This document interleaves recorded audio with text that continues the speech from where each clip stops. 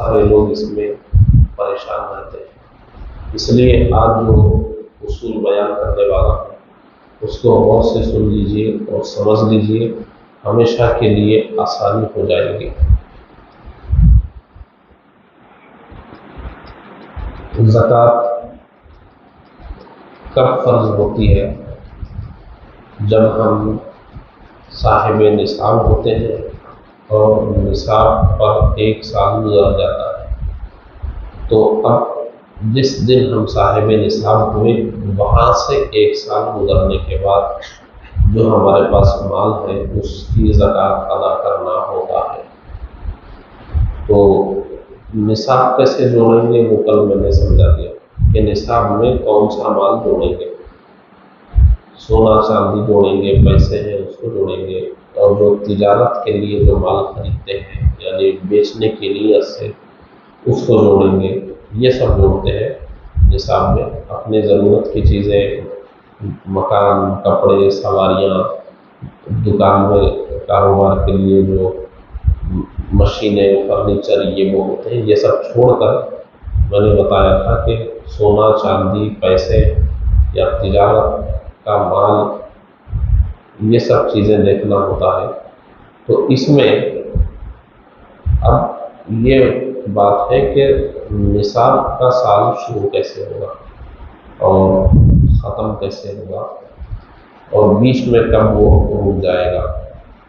تو اسلام میں یہ ترغیب ہے کہ ہر مسلمان کو روزانہ یہ جائزہ لینا چاہیے کہ آج میرے پاس کتنا پیسہ ہے، کل میں آج میں کچھ فرق ہوا ہے، آج میرے پاس جو پیسہ آیا ہے اس کی وجہ سے میں صاحب نصاب بن گیا ہوں کیا، یہ روزانہ دیکھنا ہے۔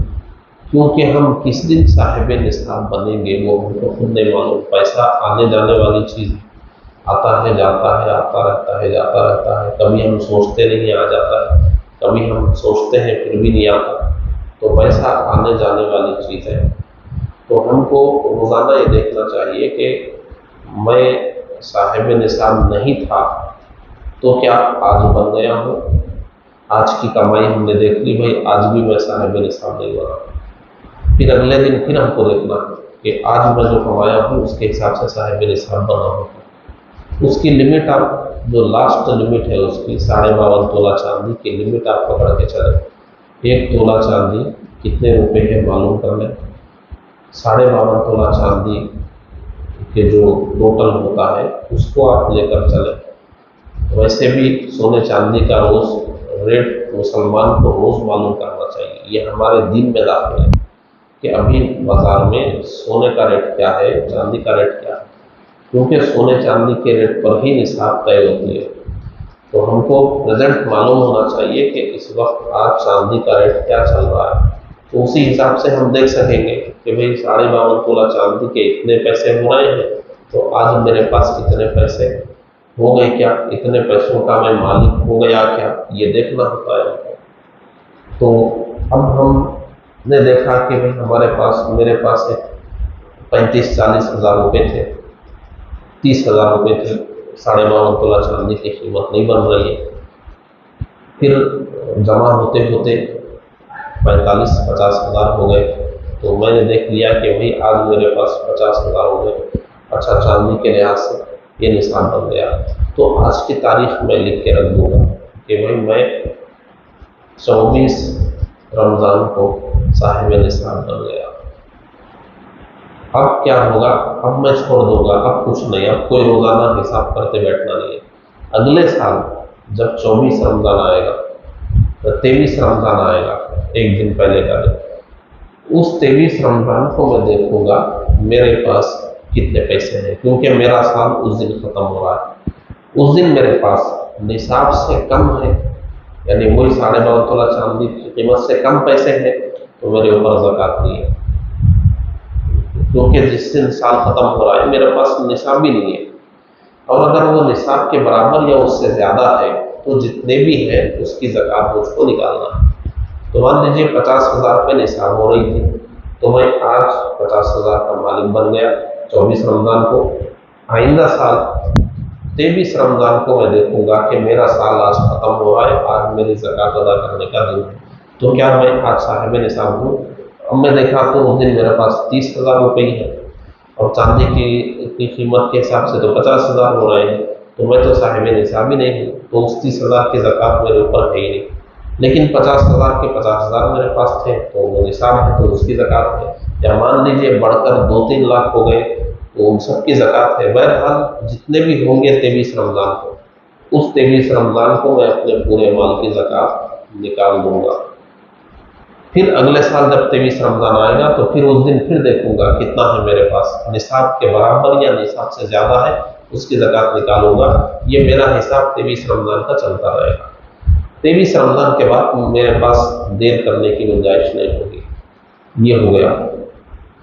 लेकिन इसमें ये बात याद रखना चाहिए कि ये जो साल चल रहा है, 24 रमज़ान को मैं साहिब निसाब हुआ, अगले साल 23 रमज़ान से पहले अगर किसी तारीख में, किसी डेट में मैं बिल्कुल सिफर हो गया, यानी मेरे पास अब एक भी पैसा नहीं रहा, जैसे मैं कर्ज में मुब्तला हो गया, जो थे वो भी ख़त्म हो गए, तो ख़त्म हो गए तो हो गया, अब हिसाब ही ख़त्म, पैसा ही नहीं रहा, तो कोई साल जो था वो डिसमिस हो गया। फिर जिस दिन निसाब के बराबर आएगा वहाँ से साल शुरू होगा, यानी साल कंप्लीट होने से पहले ही वो ख़त्म हो गया। तो उमूमन पैसे तो ख़त्म नहीं होते किसी के भी पास, कुछ नहीं तो पॉकेट में वो 100 रुपये की कड़ी नोट तो रखी हुई होती है, 500 रुपये की नोट होती है, या कहीं पर हम कुछ रख देते हैं, कुछ तो कोई नोट तो रहती है। सिफर तो हम कभी नहीं होते, लेकिन सिफर हम कब होते हैं जब किसी से कर्ज ले लेते हैं। तो मेरे पास पैसे थे, तो फिर वही 50,000 की मिसाल लीजिए, 24 रमज़ान को 50,000 आए, मुहर्रम में जाते जाते मेरे वो 50,000 सब खत्म हो गए, और इधर उधर जो मेरे 100 की नोट, 200 की नोट, 500 की नोट भी रही होगी, तो मुझे भी नहीं मालूम, लेकिन मैं 5,000 और कर्ज भी ले लिया। तो अब तो कंफर्म हो गया कि जो भी होंगे वो 200, 300, 400 होंगे, वो छोड़ भी दें तो 5,000 तो कर्ज ही हो गया, यानी मैं ज़ीरो बैलेंस हो गया, मेरे पास अब कोई पैसा नहीं है। तो इसका मतलब ये है कि ये जो निसाब का साल चल रहा था ये ख़त्म हो गया, अब निसाब ख़त्म। फिर जिस दिन मेरे पास 50,000 आएंगे उस तारीख को मैं नोट करके रखूँगा, उस दिन मैं साहिब निसाब बनूंगा। फिर उसके बाद 1 साल तक अगर मैं चलता रहा, ये 50,000 कम होने से कुछ नहीं होगा। ये जो 20 साल में 50,000 कम होंगे, 40,000 हो गए, 30,000 हो गए, 5,000 हो गए, 1,000 भी हो गए, फर्क नहीं पड़ेगा, जीरो नहीं होना चाहिए। बस आप जीरो नहीं हुए, आपका साल चलता रहेगा। फिर जाकर आप 23 रमज़ान को देखेंगे तो शुरू साल में निसाब है, आखिरी साल में निसाब है, बीच में जो कम ज़्यादा होता रहता है, बस ज़ीरो नहीं होना चाहिए, उसके ऊपर जो कम ज़्यादा हो उसका कोई एतबार नहीं होता। ये साल शुरू होता है, इस तरह साल ख़त्म होता है, बीच में साल जो डिसमिस होता है उसका ये तरीका होता है। अब इस तफसील की रोशनी में आप देखिए, जितने लोग रमज़ान में ज़कात अदा कर रहे हैं, तो क्या ये सब लोग रमज़ान में साहिब निसाब बने हैं? ज़रूर नहीं बने होंगे, हर एक के पास पैसा अलग अलग डेट में, अलग अलग महीने में आता है।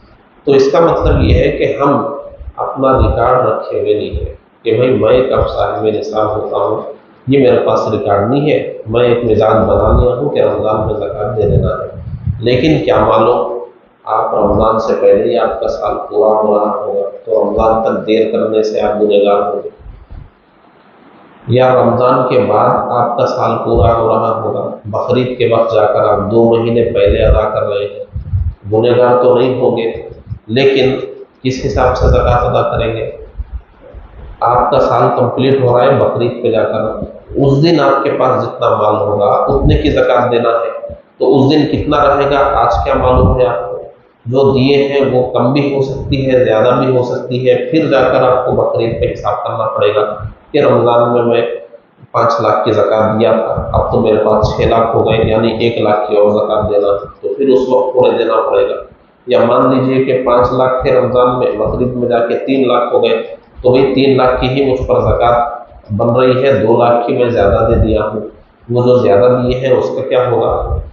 उसका ये होगा कि भाई ठीक है, जो ज़्यादा हुआ वो नफिल हो गया, नहीं तो اگلے سال پہ ڈال سکتے ہیں اس کو کہ اب جو آئندہ سال آ رہا ہے اس کی میں ایڈوانس ادا کر دیا 2 لاکھ کی، تو آئندہ سال جتنے لاکھ کی زکوٰۃ ہوگی 2 لاکھ کی مائنس کر کے باقی کی دے سکتے ہیں۔ یہ پورا سسٹم ایک مسلمان کو سمجھنا چاہیے کہ زکوٰۃ کا نظام کیا ہے۔ تو سال شروع ایسے ہوتا ہے۔ اب ایک حل آپ کو بتاتا ہوں۔ آپ چاہتے ہیں کہ ہم رمضان میں زکوٰۃ ادا کریں، گنہگار بھی نہ ہو، آپ کو یاد بھی نہیں آپ کا سال کب ہے، کیونکہ ہم اس طرح ریکارڈ نہیں رکھتے ہیں اپنا کہ میں کس ڈیٹ میں صاحب نصاب ہوا۔ اگر آپ کو یہ یاد نہیں ہے کس ڈیٹ میں آپ صاحب نصاب ہوئے، وہ غلطی ہے پہلے۔ اب آپ چاہتے ہیں کہ میں رمضان میں دینا چاہتا ہوں، میرا حساب رمضان سے چلے، تو اس کا طریقہ یہ ہے کہ آپ رمضان میں 20 رمضان 15 رمضان جتنے رمضان کو آپ زکوٰۃ دینا چاہتے ہیں، اس تاریخ میں آپ کیا کیجئے، آپ کے پاس جو بھی مال ہے وہ اپنے گھر کے کسی ممبر کو مالک کر کے آپ زیرو ہو جائیے، یعنی اب آپ 1 پیسے کے بھی مالک نہیں ہیں، جو تھا وہ سب آپ اپنے بیوی کو ہی صحیح گفٹ کر دیجئے، بھائی ہے بھائی جس کو بھی ہے، جو بھی ہے ان کو دے کر آپ زیرو ہو جائیے۔ اس کے بعد وہ آپ کو پھر گفٹ کر دیں گے، وہ دیتے ہی آپ صاحب نصاب اب ہو گئے، تو یہاں سے آپ کا رمضان کا حساب چلے گا، آپ رمضان میں دینے سے گنہگار نہیں ہوں گے۔ جو آپ کے بھروسے کا آدمی ہے اس کو گفٹ کیجیے اور اس کو دے دیجیے، وہ سمجھ جائے گا کہ بھئی یہ اپنا زکوٰۃ کا مسئلہ ٹھیک کرنے کے لیے مجھے دیے ہے، دوسرے دن وہ آپ کو دے دیں گے، یا 1 گھنٹے کے بعد 1 منٹ کے بعد 5 منٹ کے بعد آپ کو دے دیں گے کہ یہ دے دیجیے۔ تو آپ ایک بار زیرو ہو جائیے، اس کے بعد دوسرے سے لے لیجیے۔ یہ ایک طریقہ ہے اپنے آپ کو رمضان میں صاحب نصاب بنانے کا۔ یہ سب خطرہ ہے، نہیں ہو سکتا، دوسرے کو ہم بتا ہی نہیں سکتے ہمارے پاس کتنا پیسہ ہے، یہ بھی ایک مسئلہ ہے، نہیں بتا سکتے، بیوی کو بھی نہیں بتا سکتے میرے پاس کتنا پیسہ ہے، دوست کو نہیں بتا سکتے، بھائی کو نہیں بتا سکتے، بہت مشکل ہے۔ تو اس کا طریقہ یہ ہے کہ آپ ایڈوانس میں ادا کیجیے، یعنی آپ کا جو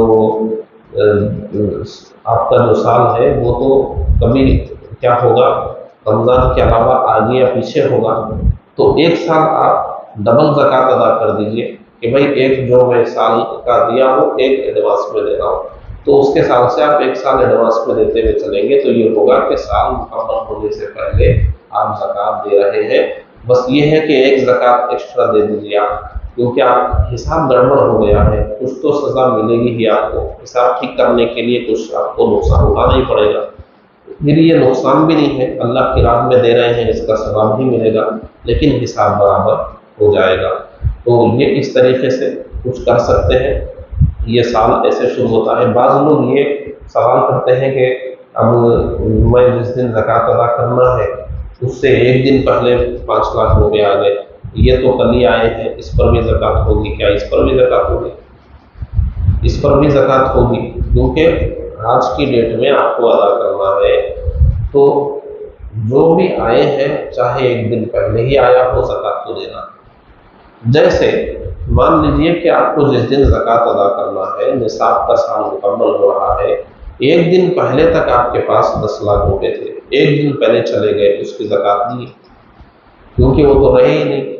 تو ایک طرف کبھی فائدہ بھی ہوتا ہے، کبھی نقصان بھی ہوتا ہے، دونوں بھی ہوتا ہے۔ کسی سال زکوٰۃ ادا کرنے والے دن سے پہلے پیسہ آپ کا کم ہو جائے گا، زکوٰۃ بھی کم ہو جائے گی، کبھی ایسا ہوگا کہ اسی وقت پیسہ آ جائے گا تو زکوٰۃ بھی زیادہ ہو جائے گی۔